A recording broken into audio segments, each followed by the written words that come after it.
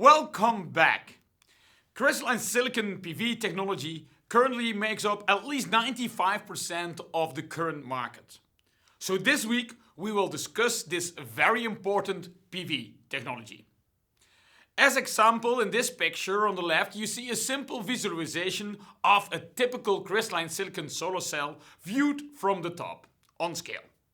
On the right, notice not on scale, you can observe a cross-section of the most simple solar cell architecture, the so-called surface backfield solar cell. Before we go into this detail, let's first dive into the physical properties of crystalline silicon material itself.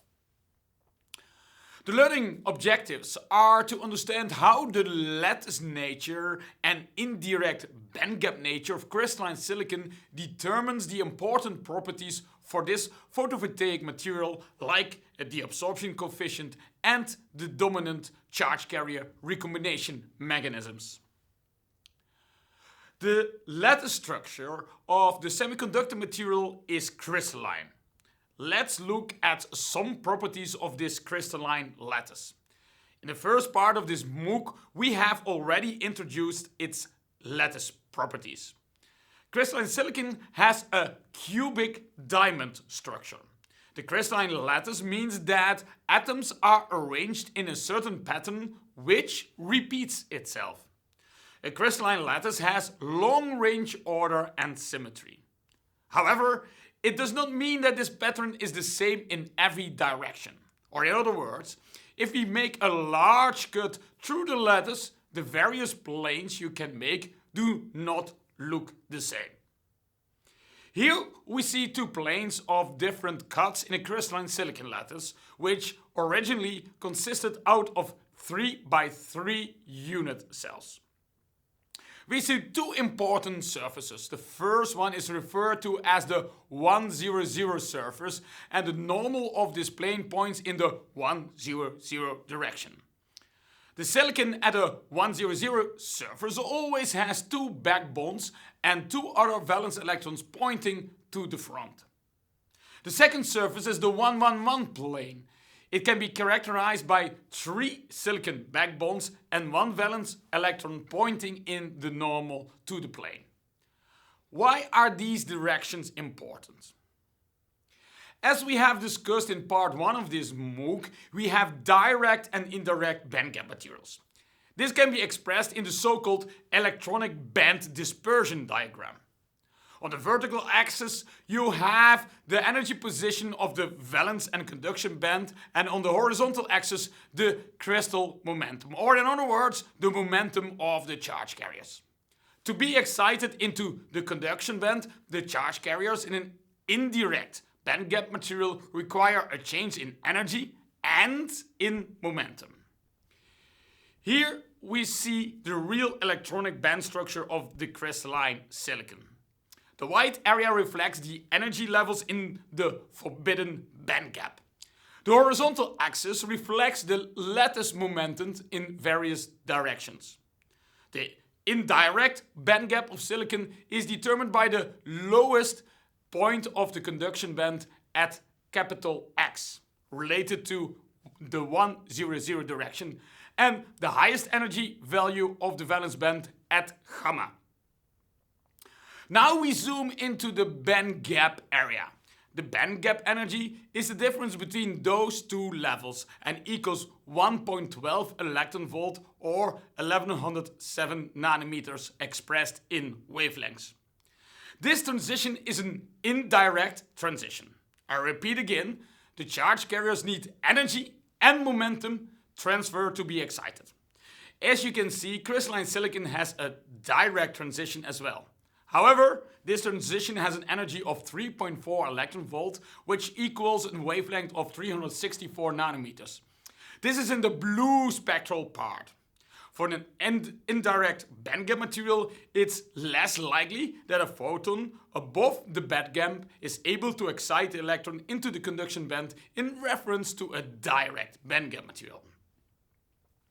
Consequently, the absorption coefficient of crystalline silicon in reference to direct bandgap materials like gallium arsenide or indium phosphide is significantly lower, as we can see in this plot. Crystalline silicon is indicated by the red line, whereas gallium arsenide and indium phosphide is indicated in yellow and green respectively.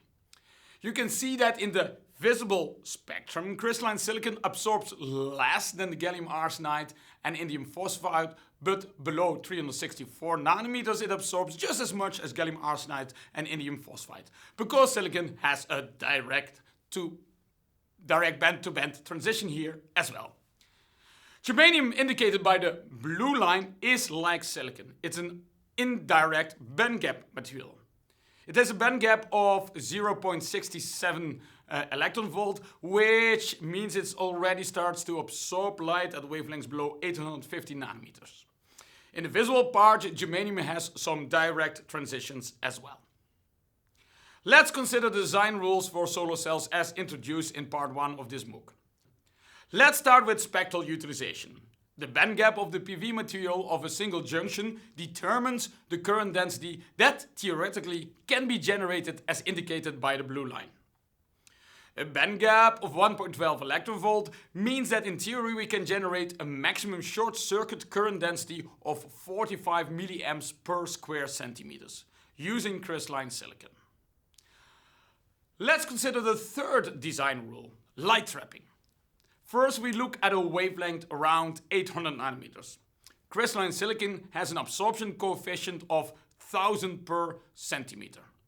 You can simply calculate using Lambert's law that to realize an absorption of, let's say, 90% of the light intensity at 800 nanometer, it requires an absorption path length of 23 microns. Around a wavelength of 970 nanometers, crystalline silicon has an absorption coefficient of 100 per centimeter, and it requires an absorption path length of 230 microns to absorb 90% of all the light. This is larger than the typical wafer thickness of 140 to 180 microns used nowadays for crystalline silicon solar cells. This demonstrates that the light trapping techniques become important for crystalline silicon absorber layers above a wavelength of 900 nanometers. Let's consider the last design rule, which is the utilization of the bandgap energy. As discussed in part 1 of this MOOC series, the bandgap utilization is determined by the recombination losses like radiative recombination, Auger recombination, and Shockley-Reed-Hall recombination. As silicon is an indirect bandgap material, it has a relatively low absorption but also a low radiative recombination. Only Auger recombination and Shockley-Reed-Hall recombination will determine the open circuit voltage. If we consider Shockley-Reed-Hall, the recombination of charge carrier is related to the electrons trapped at defect states. The surface of the crystalline silicon wafers, or the interfaces between the silicon wafer surface and the supporting materials like TCOs or metals, might recite large densities of defects. Summarized, the crystalline silicon lattice has a cubic diamond structure and has an indirect bandgap at 1.12 electron volts. This implies that absorption of light with wavelengths close to the bandgap requires, without any light trapping tricks, wafers with a thickness above 200 microns. To make solar cells of wafers with thickness of 140 microns requires light trapping techniques in the solar cell. The dominant recombination mechanisms are Shockley-Reed-Hall and Auger. They will determine the open circuit voltage and fill factor of the crystalline silicon solar cell. The question now is, how do we make these types of silicon wafers? How do we make monocrystalline wafers? We will discuss that in the next block, so see you in the next video.